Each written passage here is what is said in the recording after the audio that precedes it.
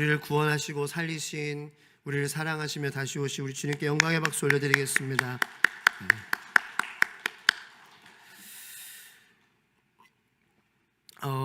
24년도 첫 번째 금요 예배죠? 아닌가요? 맞죠? 제가 아닌가 혹시 여쭤본 거예요. 24년도 첫 번째 금요 예배. 그래도 잘 오셨어요. 잘 오시고 점점 더 많이 오셨으면 좋겠어요. 하나님의 말씀을 듣고 우리가 힘을 얻어야 될 줄로 믿습니다. 이 특별히 오늘 말씀을 금요 우리 저녁 찬양기도의 새해 첫 번째 말씀으로 전해야 하는데 하나님께서 뜻이 저는 있으셨다라고 생각을 합니다. 저는 이 열왕기하 11장부터 열왕기하 말씀에 대해서 이렇게 좀 꽂히게 된 것 같아요. 요아스 왕이 성전에 7년 동안 숨겨졌고 여호야다 제사장으로 말미암아 이렇게 보호받으며 양육되었죠.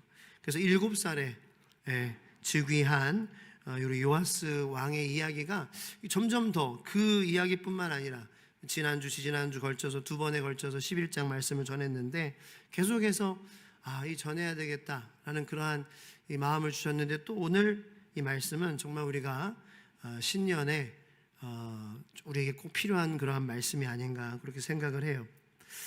여러분, 우리 그 대한민국도 정권이 바뀌게 되잖아요. 대통령이 바뀌면서 정권이 바뀌게 되는데 그때마다 대략적으로 2-3만 개의 자리가 바뀌게 된다라는 것입니다. 공무원 2-3만 명의 자리가 바뀌게 된다라는 거예요. 굉장한 변화죠. 2-3만 명의 포지션이 바뀌는 거예요. 그래서 물론 이제 이렇게 TV에 청문회에 나오는 그러한 그 정권이 바뀔 때 새로 임명된 그 인사자들을 보면은 이제 물론 높은 자리에 있는 그러한 사람들이 나와 청문회도 하고 정말 맞는지 안 맞는지 그런 것들을 이제 여당 야당에서 이렇게 질문하면서 국회의원들이 이렇게 좀 판단을 하고 그렇게 이제 그런 기준 점검하는 그러한 시간을 갖지만 그 외에도 수많은 자리에 있는 사람들이 바뀌게 된다라는 거예요. 2-3만 개. 굉장히 저는 그거를 이렇게 알았을 때 놀라웠어요. 2-3만 명, 엄청난 그런 개혁이다라는 거죠. 그런데 그 2-3만 명의 그 포지션이 바뀐다고 해서 그러면 이제 대한민국이라는 나라도 확 더 살기 좋은 나라로 바뀌어야 되는데 그런 것 같지는 않은 것 같다라는 그런 개인적인 느낌이 있어요. 2-3만 명이 바뀌는 것에 비해서 반복되는 그러한 문제들, 반복되는 그러한 이슈들, 그러한 것들은 매 정권마다 어떤 정권이든지 다 이렇게 생기게 되는 것 같다라는 그런 생각을 저는 해봅니다. 자, 이제 요아스가 왕위에 들어서면서 이 성경에도 보면은 제가 지난주에도 말씀드렸지만 이 요아스 왕은 개혁적인 그런 정치를 펼치게 됩니다.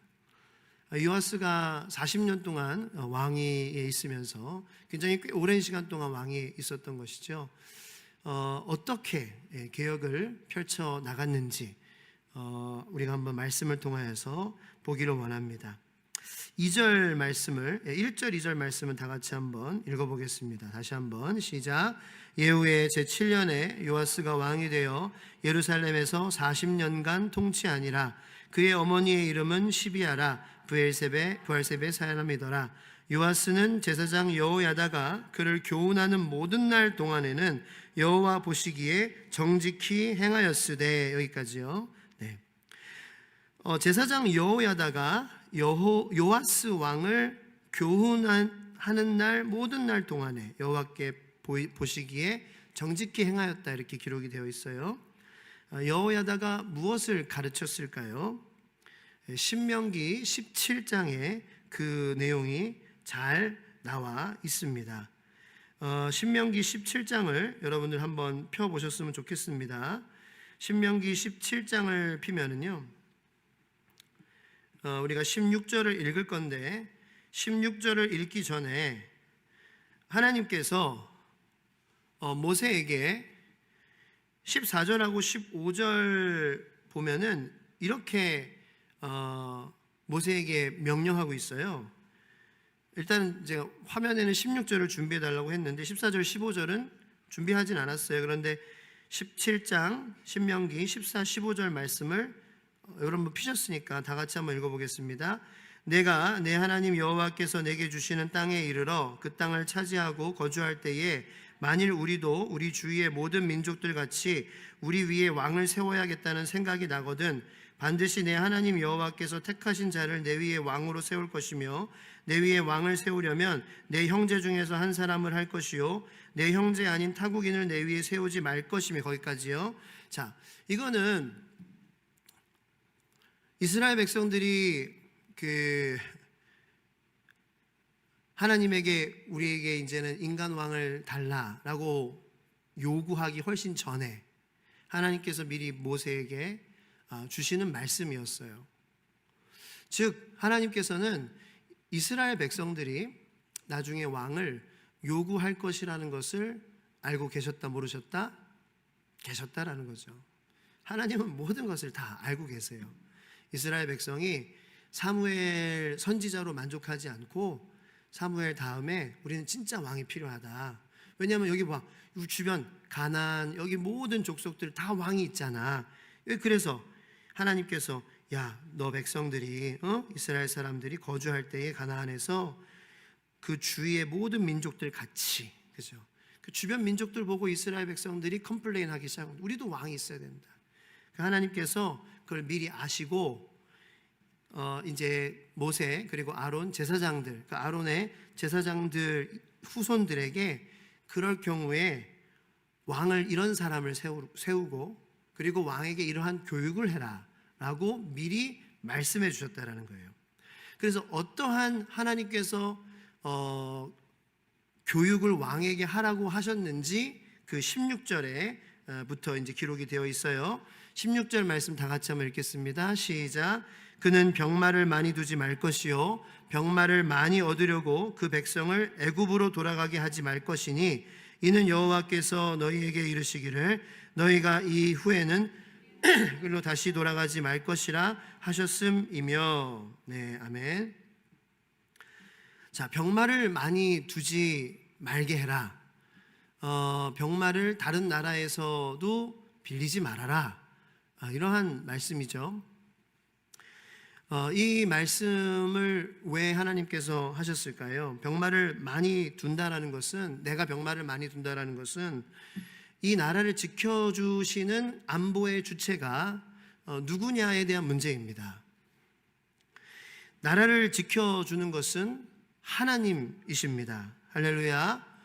하나님이 대한민국의 안보의 핵심입니다. 여러분들께서는 어떤 분들은 목사님 그거는 너무 좀 이상적인 그러한 말씀이라고 저는 생각합니다. 하나님이 안보이시다라는 게 그게 실제로 전쟁에서 뭐 어떤 역할을 하나요? 그런데 그 생각이 저는 감히 잘못된 생각이라고 말씀을 드립니다. 하나님이 우리나라의 국방이신 거예요. 대한민국 국군이 지켜주는 게 아니에요. 미국이 지켜주는 게 아니에요. 자, 잘 들어보세요. 하나님이 대한민국 국군을 사용하셔서 지켜주시는 거예요. 하나님이 능력이 없으셔서 대한민국 국군보다도 화력이 없으셔서 핵미사일보다도 하나님이 파괴력이 없으셔서 대한민국 국군을 빌리시는 게 아닙니다. 하나님은 능력이 있으십니다. 그렇지만 하나님이 대한민국 국군을 통해 지키시는 것은 대한민국 국군 속에서도 하나님의 자녀들이 있기 때문이에요. 그리고 그 대한민국 국군이라는 공동체 안에서도 예수 그리스도의 복음이 그곳에서 전파되어져야 되기 때문입니다. 그러므로 하나님께서는 대한민국 국군을 사용하셔서 우리나라를 하나님이 지켜주시고 계신 거예요. 그러므로 우리나라의 안보의 주체는 대한민국 국군을 사용하실 수 있는 하나님이세요. 미국도 마찬가지예요. 하나님이 미국보다 역사가 짧으십니까? 하나님이 미국보다 힘이 약하십니까? 절대로 아니에요. 하나님이 미국을 사용하셔서 우리나라와 동맹 국가가 되게 하셨어요. 하나님의 역사 가운데에, 하나님의 계획 가운데에 흘러간 거예요. 그건 뭐 어느 한 사람의 대통령과 어느 한 사람 미국 대통령, 우리 한국 대통령이 만나서 사람끼리 결정한 문제가 아니에요. 하나님이 그렇게 되게 하신 거예요. 허락하신 거예요. 하나님이 미국을 사용하셔서 우리나라를 보호하시는 거는 미국 사람 중에서도 하나님의 자녀가 있기 때문이에요. 그리고 미국 사람들 중에서도 하나님의 아직 복음을 모르고 살아가는 사람들이 있기 때문에 그것을 알게 하시고 보게 하시고 받아서 누리게 하시려고 하나님께서는 미국을 사용하셔서 우리나라를 지켜주시고 계시는 거예요. 이것이 바른 안보관이에요. 그 기독교인의, 그것이 신앙인의 안보관, 국가관이라는 것입니다. 그리고 또 한 가지, 하나님께서 우리나라를 지켜주시고 계시는 이유는 여전히 이 조국 땅에, 대한민국에, 그리고 북한에 간절하게 기도하는 하나님의 백성들이 있기 때문이에요. 할렐루야. 지금도 북한 지하교회에는 우리 대한민국과 북한의 평화 통일을 위해, 그리고 북한에 온전히 복음이 다시 부흥하고 교회들이 세워지기 위해 기도하는 영혼들이, 형제들이 북한에 있는 줄로 믿습니다. 있어요. 그래서 극동방송 93.3 FM은 지금도 북한에서 유일하게 들려지는 라디오 주파수예요. 복음방송이에요. 그래서 그 북한에서는 지금도 입을 뒤집어 쓰고 누가 엿듣는지 이렇게 다 눈치 보면서 정말 찬송 듣고 싶고 말씀 듣고 싶고 성경 말씀 듣고 싶어서 정말 죽음을 무릅쓰고 라디오를 켜고 복음에 귀 기울이는 그러한 형제 자매들이 지금 있다는 거예요. 그렇기 때문에 하나님께서는 이 대한민국 땅을 지금까지 수많은 전쟁의 위기와 위협이 있었지만 지켜주시고 계신 거예요. 그래서 하나님께서는 이스라엘에게도 이때도 똑같은 마음 심정으로 너희를 지키는 것은 병마가 아니야. 나야 나. 하나님이라는 것을 잊지 말라고 병마를 많이 두는 거, 뭐 안 두지 말라는 건 아니고 너무 필요 이상으로 병마가 우리를 지켜준다. 예. 여기서 병마라는 것은 뭐 병마귀가 아니라 이제 아시잖아요. 예. 그런 병력이 우리를 지켜준다가 아니다. 예. 하나님께서 우리 안보의 주체이시다라는 것을 잊지 말아라. 그 말씀을 해주신 거예요.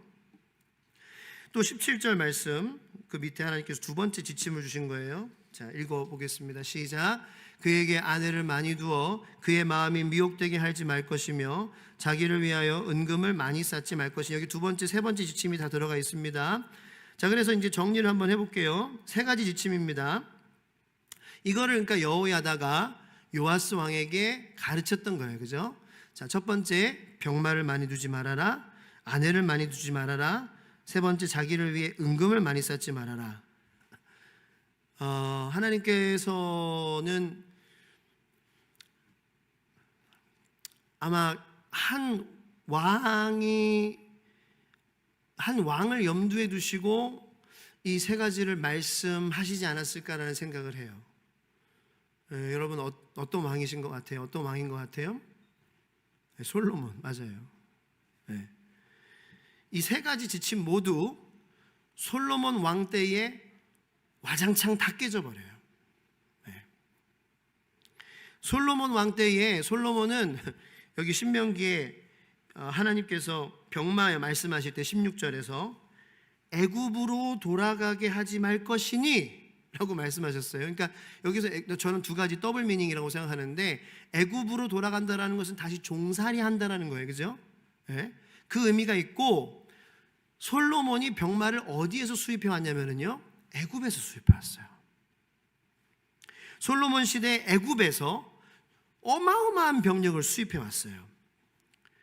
왜냐하면 솔로몬의 첫 번째 부인이 애굽 왕의 딸이었기 때문이에요. 애굽의 사위가 되죠, 솔로몬은. 그래서 나중에는 너무 많이 솔로몬이 병마를 수입해 와가지고 역수출을 해요. 오히려 다시 애굽에 갖다 파는 거예요. 그러니까 그러한 행위를 통해서 아까 말씀드렸던 더블 미닝, 내가 옛날에 애굽에서 정말 하나님 왕 없이 종살이하던 그러한 종의 모습으로 돌아간 거예요. 하나님에게 묶여야지 내가 진정 자유한 건데 어떤 눈에 보이는 그러한 힘을 의지하면서 나는 그냥 종살이하게 되는, 그리고 애굽에서 병마를 그렇게 사게 되는 그러한 행위를 하게 돼요. 두 번째로 아내를 많이 두지 말고. 근데 솔로몬 왕은 아내를 너무 많이 둬요. 그죠? 1000명을 둬요. 총 합해서 아내가 300, 후궁이 700. 그죠? 그래서 나의 사랑, 나의 하나님은, 그러니까 나의 사랑이 오직 나의 하나님이 돼야 되는데 이게 섞이기 시작하는 거예요. 나의 안전도 섞이기 시작하는 거예요. 나의 안전은 나의 하나님이십니다. 그런데 나의 안전은 나의 병력, 나의 사랑은 나의 1000명의 아내들, 이렇게 돼버리는 거예요. 그리고 세 번째, 자기를 위해 은금을 많이 쌓지 말라 그랬는데 하나님이 솔로몬 때에 많은 부를 주셨잖아요.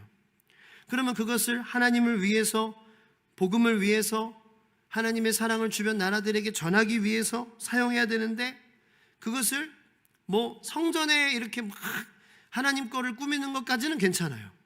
그런데 그 모든 은금으로 막 방패도 막 코팅하고, 방패도 금으로 만들고, 창도 뭐 은으로 만들고, 의전용이라고 해서 뭐 계단도 은금으로 깔고, 그냥 보이는 것 다 이렇게 자랑하기 위해서 다 그렇게 한 거예요. 그래서 나의 보배, 나의 자랑은 하나님만이 되어야 되는데, 뭐 계단도 자랑할 게 되고, 뭐 잔도 자랑할 게 되고, 뭐 컵도 자랑할 게 되고, 뭐 자랑할 게 너무나도 많아지는 거예요. 그러니까 이 세 가지 지침들이 아주 참 신기롭게도 솔로몬 왕 때에 다 무너지게 돼버리는 거예요. 자, 이 솔로몬 때부터 어떠한 일이 벌어지게 되냐면요, 이 1000명의 그 아내들을 통하여서 그 모든 이방의 그 섬기던 종교들, 모든 그러한 이방신들이 다 들어와요. 그래서 이 하나님의 성전이 뭐가 되냐면은 그러한 이방신들이 다 들어와가지고 그 성전이 종교 백화점이 돼버리는 거예요. 우상의 백화점이 돼버려요. 섞이기 시작하는 거예요. 전국 곳곳에 산당들이 세워지기 시작합니다. 제대로 하나님을 예배할 수 있었을까요? 그리고 이 국가는 이 산당에서 우상을 섬기는 제사장들을 국가에서 임명을 하는 거예요. 국가에 돈을 지불하고 이런 짓들이 오랫동안 진행됩니다. 심지어는 남과 북이 나누어지는 그러한 상황 속에서도 이런 행위들은 계속되는 거예요. 자, 여기 보세요. 중요합니다. 자, 요아스 왕이 되자마자 여호야다의 이 솔로몬 왕 때 무너진 가르침을 받아서 가장 핵심적인 개혁 가치 첫 번째로 뭘 하느냐, 이게 중요한 거예요. 뭘 해요? 예배를 회복시키는 거예요. 자, 따라해 보세요. 우리 가정이, 우리 교회가, 우리 개인이 개혁할 때 가장 중요한 첫 번째 가치는, 꼭 따라하세요. 제발. 예배입니다. 가정의 예배가 회복돼야 돼요. 교회의 예배가 회복돼야 돼요. 개인의 예배가 회복돼야 돼요. 이게 새로워지는 가장 핵심적인 가치예요. 이것만 회복되면은요, 모든 다른 것들 다 회복되는 거예요. 그래서 요아스 왕은 예배를 회복한다라는 그 핵심 가치를 여호야다로부터 가르침을 받아서 실천하기 시작했던 거예요. 그래서 성전 보수부터 요아스 왕이 시작을 했던 거죠. 자, 근데 오늘 본문 말씀 보면은 여러분들이 참 재밌어 하는 게 이게, 그렇게 근데 여러분 뭐 성경의 뜻대로 되면은 재미있어요? 안 돼요. 근데 잘 안 돼요. 개혁이 잘 안 돼요. 예배가 회복이 안 돼요. 안 돼야 여러분 재밌잖아요. 뭔가 이렇게 영화도 되다가 안 돼야지 재밌죠. 그죠? 재미를 위해서 그러는 건 아닌데, 근데 여러분 좀 졸지 마시고 제발 깨워서 좀 들으시라는 말씀 부탁이에요. 정말 중요한 말씀이에요. 자, 그래서 안 돼요. 잘 예배 개혁이 잘 안 돼. 2절 3절에 그 이유가 나와요. 자, 한번 다 읽겠습니다. 오늘 본문 말씀 2절 3절 시작. 요아스는 제사장 여호야다가 그를 교훈하는 모든 날 동안에는 여호와 보시기에 정직히 행하였으되 다만 샌당들을 제거하지 아니하였으므로 백성이 여전히 산당에서 제사하며 분향하였더라. 많이 피곤하시죠, 그죠? 그렇지만 그래도 깨어서 중요한 말씀이기 때문에 들어야 돼요. 자, 왜 못했어요? 두 가지 이유입니다. 크게는 왕이 아무리 개혁의 의지를 갖고 있어도 국정을 펼치려고 해도 이미 전임자들에 의해 깔려있는 수많은 조직들과 사람들, 특히 우상 숭배들로 말미암아 이루어진 조직들이 하루아침에 제거되는 것이 쉬운 일이 아니었을 거예요. 그죠? 두 번째로 7살부터 왕이 되어가지고 국정을 운영하다 보니까 아직도 국가 전반적으로 이 걸친 장악력이 마음처럼 따라주지 않았을 거예요. 이 남왕국의 수뇌부를 아직 자기 편으로 장악하지 못했어요. 그리고 산당에서 들어가서 하나님께 제사하는 체질화된 이 백성들의 혼합주의를 단숨에 뽑아내기가 힘들었어요. 간단히 조직 개편하고 2, 3만 명, 아까 제가 말씀드린 정권이 교체될 때 사람만 바꿔가지고 되는 일도 아니었던 거예요. 그래서 요아스 왕은 예배가 다시 회복돼야 된다는 거예요. 이거 사람 바꿔서 되는 일이 아니다라는 거예요. 사람 두들겨 패가지고 너 우상들 다 버려, 막 손에 있는 거 손 다 때려가지고 놓게 해서 이게 된다는 문제가 아니라는 거예요. 여러분, 이단에 예를 들어 신천지에 빠졌었던 사람들이 온전히 나오는데 정말 오랜 시간이 걸려요. 그래서 이 이단 상담소에서 일하는 그러한 소장님들이나 그러한 목사님들이 이단에 빠졌는 사람들을 다시 이 교회에 회복하게 하기 위해서는 정말 진돗개 같은 끈질김으로 해야 된다는 거예요. 이건 한두 번 만나서 되는 문제가 아니에요. 그리고 목사님만 해서 되는 문제가, 이건 온 가족이, 여러분 왜 이렇게 큰 병에 걸리면 그건 온 가족이 싸워야 되는 그러한 일이잖아요, 그죠? 이거는 한 사람만, 의사와 환자만 이렇게 하면 아니, 이건 모든 가정이 다 맞춰줘야 돼. 그런 것과 마찬가지라는 거예요. 이단에서 나오는 게 이게 정말 이 영적인 암세포 같은 그런 거였기 때문에 회복하기 위해서는 그 모든 단계들을 혼자서 할 수가 없어요. 너무 힘들어. 그래서 가족이 매달리고 기도하고 만나고 상담하고, 그래도 또 생각나가지고 밤에 뛰쳐나가요. 또 이단 그 교회로 그거 못 나가게 또 이렇게 불침번 쓰고, 그거를 1년, 2년, 3년 그렇게 해야 되는 경우도 많다는 거예요. 한 사람이 이단에 빠져서 몇 년 동안 그렇게 해도 수많은 끈질김과 같은 그러한 노력이 필요한데, 이 나라가 지금 몇십 년 동안 수많은 세월 동안 그렇게 산당들 막 세워지고 성전은 종교 우상 백화점이 되고, 이게 쉬운 일이 아니었다라는 거예요. 여러분, 자, 그러므로 우리가 그런 그 말씀을 통하여서 우리가 자각해야 되는 현실이 있어요. 뭐냐면은, 자, 우리 대한민국에서 신앙생활하는 우리들도 이 지금까지 수많은 대한민국 역사 가운데에 있었던 세속적인 문화, 유교적인 잘못된 미신 사상들, 그러한 것들에 내가 종갓집 칠 때 그런 종손이 아니었더라도, 그래서 제사를 엄청나게 인도했다거나 그렇지 않았더라고 할지라도, 이 나의 옛사람과 그리스도의 생명인 이 세 사람이 날마다 이뤄내는 전쟁에서 우리 옛사람을 허물어뜨리고 새 사람이 더욱더 커지는 이 작업은 우리가 끈질기게 평생 하지 않으면 안 될 작업이라는 거예요. 왜냐하면 우리 대한민국의 이 살아가는 것 자체에 묻어있는 그러한 수많은 영적인 안 좋은 것들로 인하여서 우리는 예수님과 연결되지 않으면은, 조금만 연결되지 않으면은 이 기독교와 우리나라의 유교적인 토속적인 그러한 신앙이 짬뽕 되려고 하는 그러한 습성들이 이 대한민국 땅 가운데에 스며들어 있다라는 것을 우리는 잊지 말아서요. 잊지는 말하면 안 돼요. 잊으면 안 된다는 거예요. 그래서 우리가 조금이라도 기도하지 않으면 내 마음이 어떻게 돼요? 은혜를 모르게 되는 거예요. 이건 내 덕이야. 혹은 조상의 공덕이야. 이거는 우리 엄마 아빠가 뭐 선행을 많이 해서 그런 거야.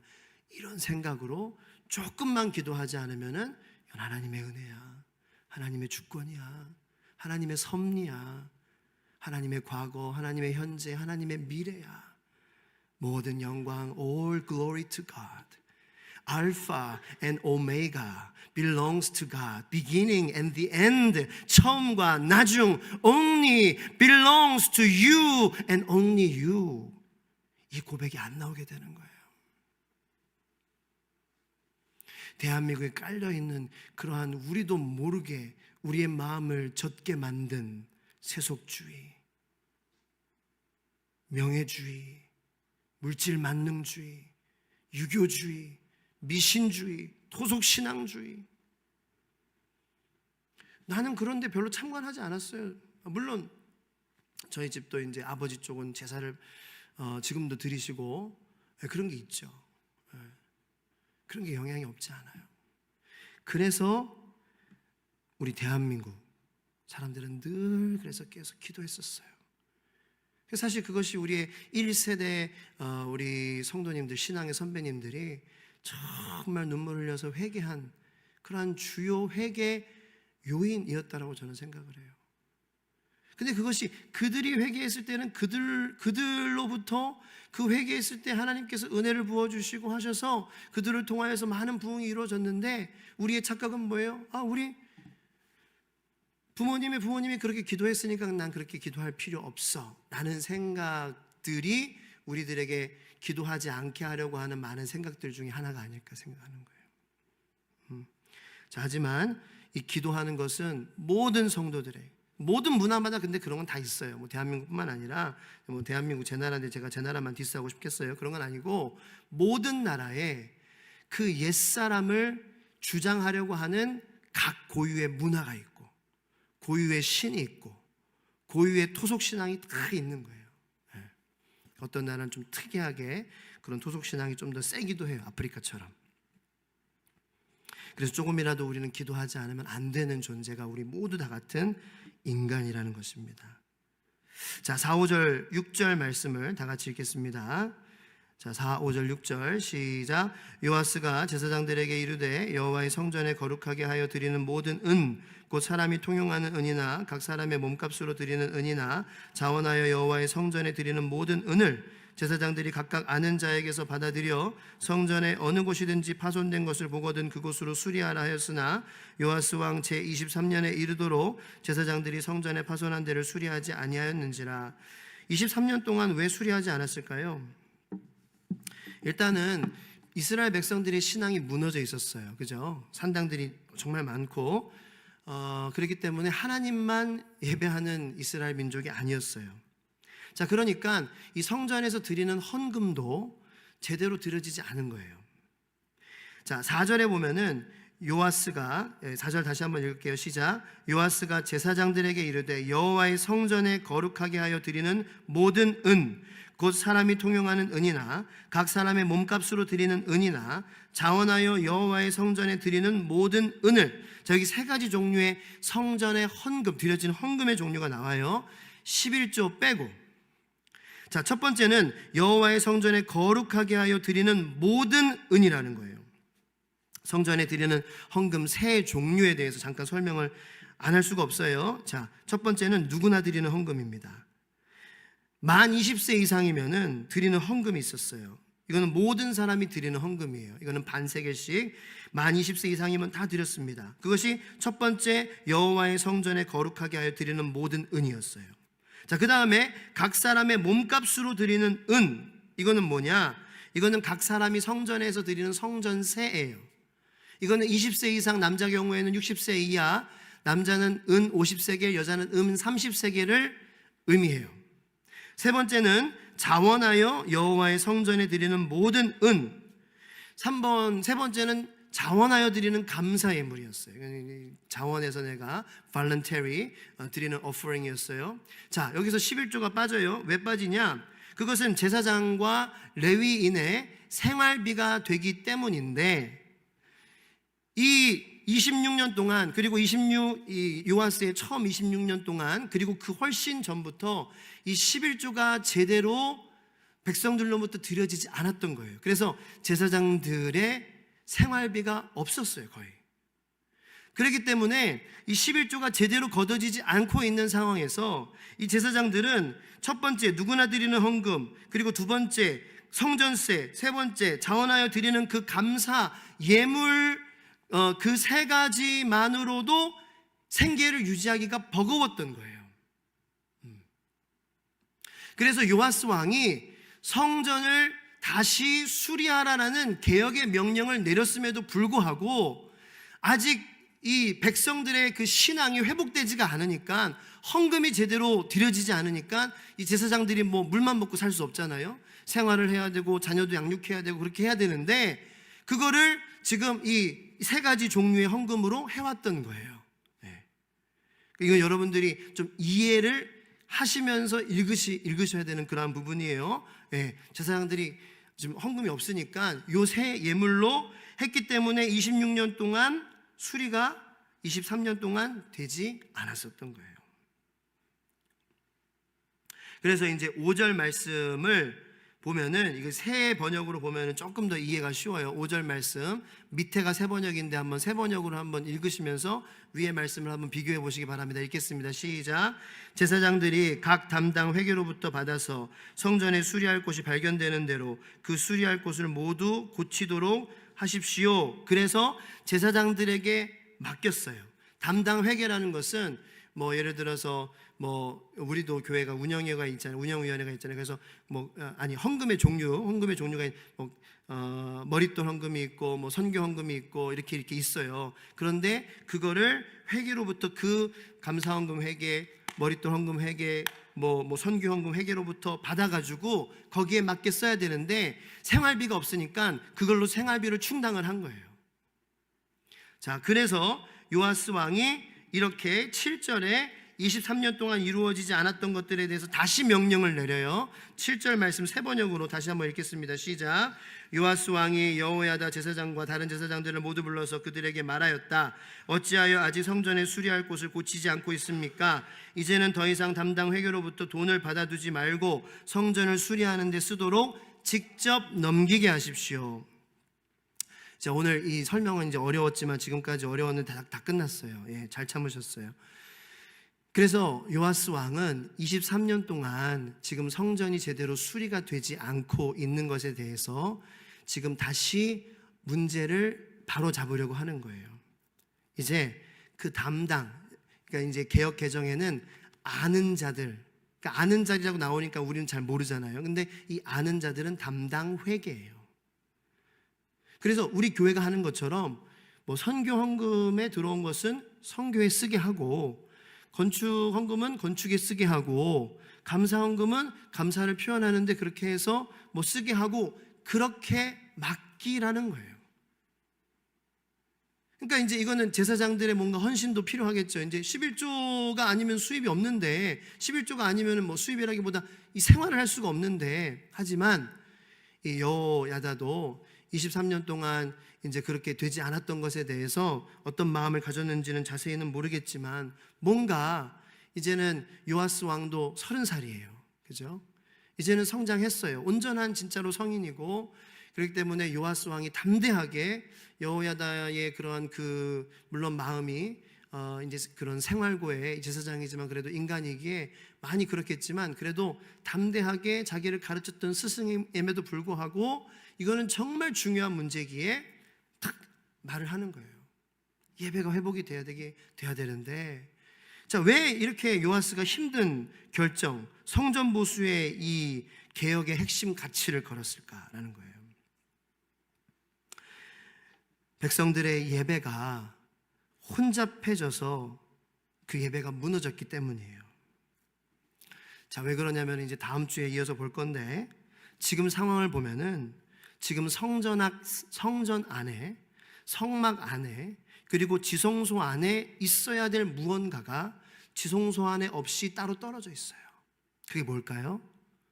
언약궤였어요. 이 성막 안에 성소 안에 있어야 될 언약궤가 지금 성전 안에 있지 않은 그러한 상황이에요. 이 언약궤를 성막 안에, 성소 안에, 지성소 안에 모시기 위해서는 성소가, 성전이 보수가 되어져야만 해요. 사실은 건물을 빵꾸난 거를 이렇게 때우자, 건물을 멋들어지게 하자, 이런 이유에 요아스는 이 성전 보수의 그 가치를 개혁의 첫 번째 가장 중요한 가치로 세운 것이 아니에요. 그 원래의 이유는 성소 안에 있어야 될 언약궤가 성소 안에 있게 하기 위해서 지금 이러한 어려운 결정을 하고 있는 거예요. 사무엘상 4장에 보면은 블레셋과의 전쟁에서 이스라엘이 지니까 뭘 가져오라고 하죠? 야, 언약궤 가져와봐. 언약궤를 부적처럼 여기죠. 그러니까 어떻게 돼요? 오히려 더 크게 져요. 그런데 진 것뿐만 아니라 언약궤가 어떻게 됐죠? 블레셋에게 뺏겨갔어요. 7개월 동안 빼앗겼어요. 물론 다시 돌아오긴 하지만 돌아오고 나서도 엉뚱한 곳에 20년 동안 머물러요. 후에 다윗의 때에 가져오지만 다시 예루살렘으로, 그 다음에는 또 기브온 산당이라는 곳에 머물게 돼요. 그렇게 지금까지 언약궤와 성막은 따로 있었어요. 뭐처럼요? 마치 이스라엘 백성들의 신앙의 모습처럼. 성전은 있는데 언약궤는 떨어져 있는 거예요.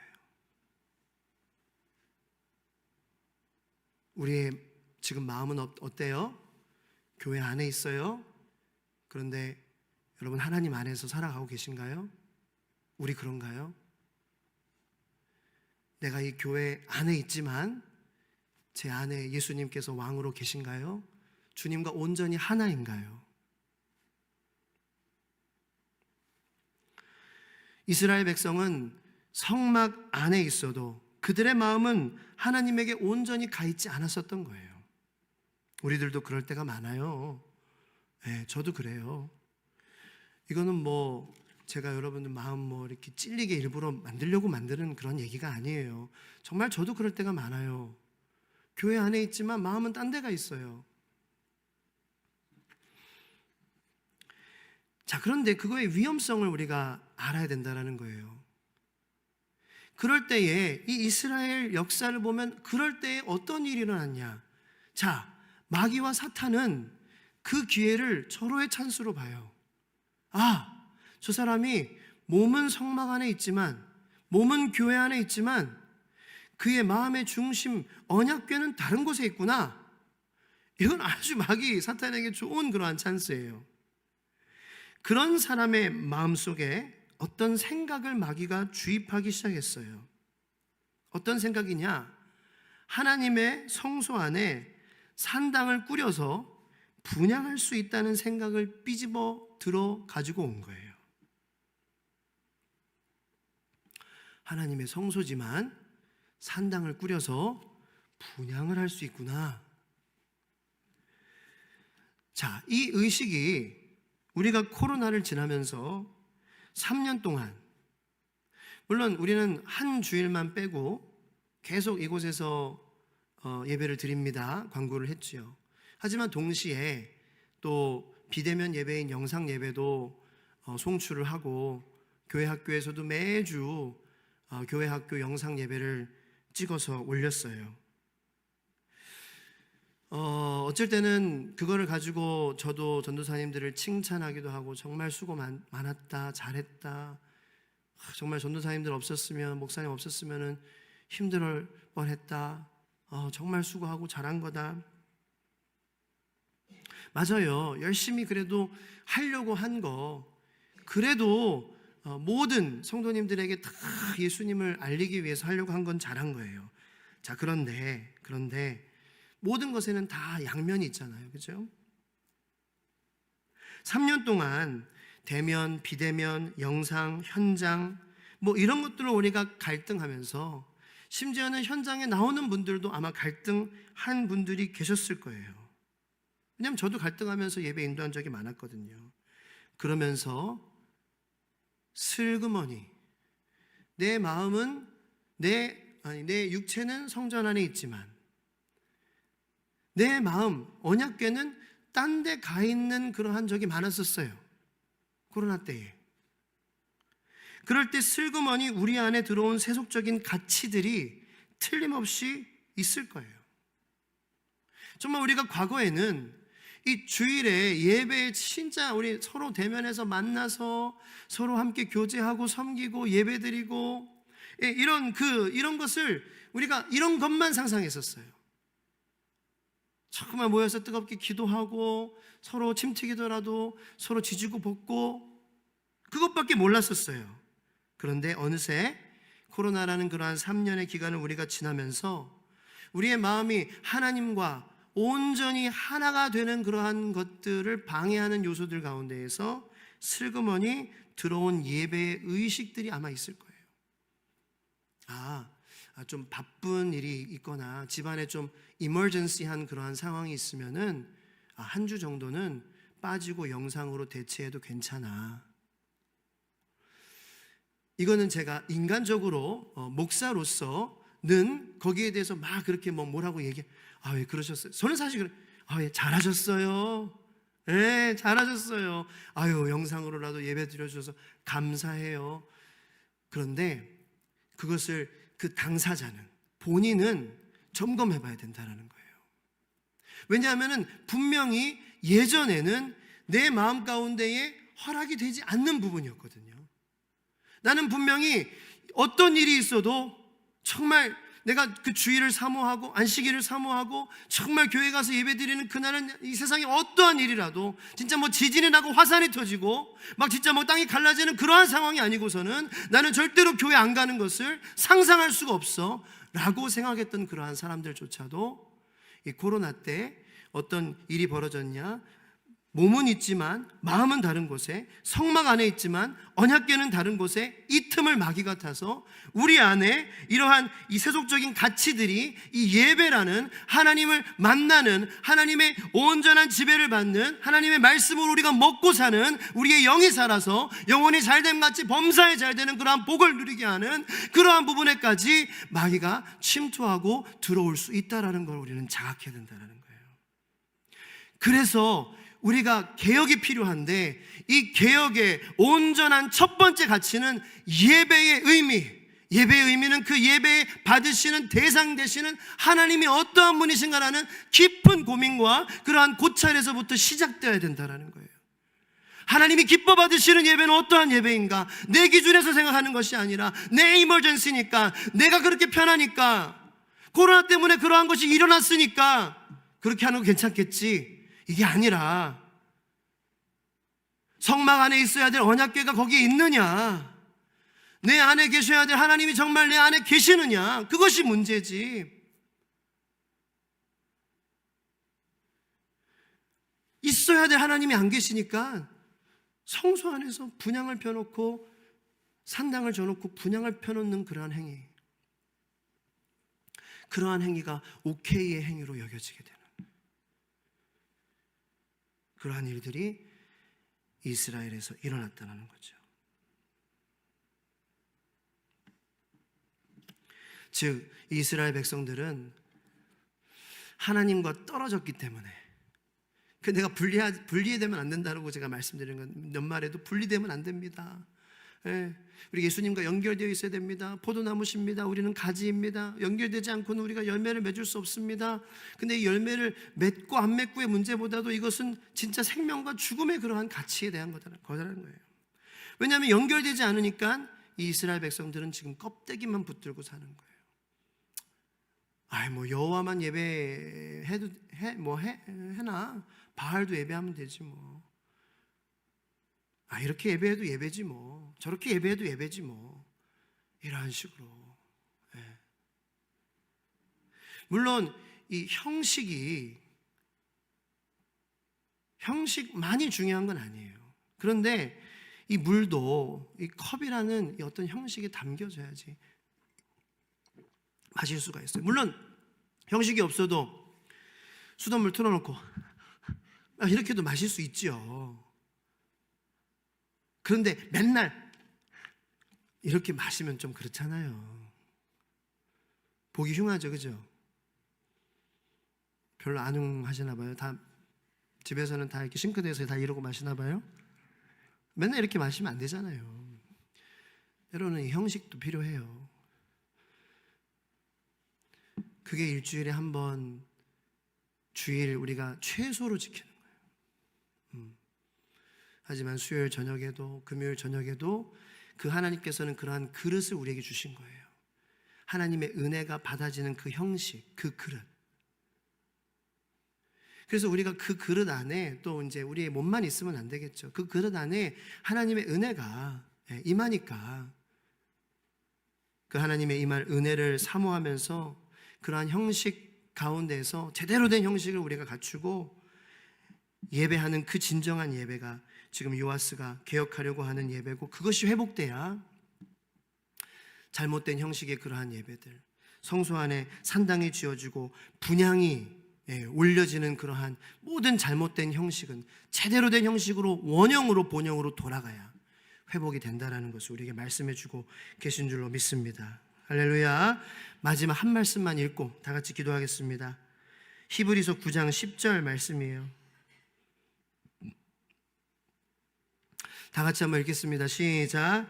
이런 것은 먹고 마시는 것과 여러 가지 씻는 것과 함께 육체의 예법일 뿐이며 개혁할 때까지 맡겨둔 것이니라. 이게 무슨 말이냐? 여기서 이제 개혁이라는 말은 뭐냐면요,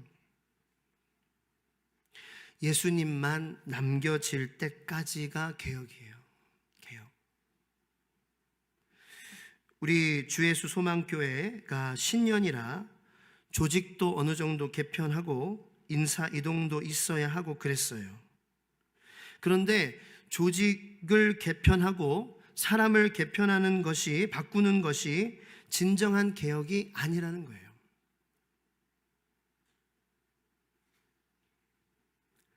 히브리 기자가 말하는 개혁은 예수님만 남겨질 때까지라는 거예요. 그게 개혁이에요. 그러니까 개혁은 뭐냐면요, 예수님만 남게 하는 거예요. 그것은 예수님과 내가 온전히 하나가 되는 거예요. 내 안에 살피고 또 살피고 더 봐도 예수님만 정말 계신지, 예수님이 정말 내 안에 계신지를 계속해서 확인하는 것이 개혁이에요. 우리가 새해를 맞이해서 바뀌어진 어떤 조직이나 인사이동, 이런 것들이 우리의 신앙과 교회를 개혁할 수 있는 게 아님을 인정해야 돼요. 물론 그 형식도 중요해요. 그런데 정말 중요한 것은 모든 성도님들이 예수님과 떨어지면 아무것도 아니라는 거예요. 몇몇 사람만 바뀌어서 개혁이 되는 게 아니라는 거예요. 하나님의 나라, 그 하나님의 나라의 모형으로 세워진 이 교회는 우리 모든 한 성도들이 예수님만 남겨질 때까지 매 시간마다 기도하는 거예요. 그 기도는 재밌어요. 처음에는 내가 많이 보이거든요. 그런데 오래오래 기도하면서 뭘 해야 되냐? 나는 작은 가지치기를 하고 나치고 예수님 보기 위해 나 세상의 근심 걱정 모든 거 다 주님이 아심으로 주님께 맡기고 그냥 예수님 보이게 계속 치는 거예요. 계속 자르는 거예요. 그래서 기도하는 순간 시간이 지나면서 예수님만 남겨지는 것이 기도하는 재미예요. 예배의 시작도 처음에는 내가 많이 보여요. 내 걱정, 내 근심, 힘들고 피곤해서 무거운 짐, 무거운 어깨, 무거운 머리. 그런데 그 예배가 재밌어지는 것은 그것을 통해서 하나님께서 치게 도와주시거든요. 그래서 뭐만 보이게 해요? 예수님만 보이게 해주시는 거예요. 그래서 찬송에도 이러한 찬송 고백이 있죠. 이제 구속한 주만 보이도다. 이제 나를 사랑하시는 주만 보이도다. 그게 개혁의 시작이라는 거예요. 그래서 매 기도하는 순간 하나님께서는 여러분들에게 개혁의 시작의 기회를 주시는 줄로 믿습니다. 이 기도하는 시간을 절대로 그러므로 낭비하지 마세요. 헛되이 여기지만 하나님께서는 여러분 도와주실 거예요. 예수님만 보이도록 그렇게 기도하게 하시는 거예요. 그래서 우리 이 시간 이 말씀을 통하여서 하나님, 내가 예수님만 남겨질 때까지 기도하게 하여 주시옵소서. 예수님만 남겨질 때까지 예배하게 하여 주시옵소서. 그러한 진정한 개혁의 핵심 가치, 예배가, 기도가 다시 세워져서 가정이 다시 세워지게 하시고 교회가 세워지게 하시고 한 사람 한 사람이 세워지는 진정한 개혁이, 시작이 모든 성도님들의 삶 가운데에 일어나게 하여 주시옵소서. 오늘 말씀을 통하여서 깨닫고 받으시고 적용하시고 하나님께서 주시는 은혜를 누리시기를 예수님의 이름으로 축복합니다. 간절한 마음으로 주여 세 번 하고 기도하겠습니다. 주여, 주여, 주여.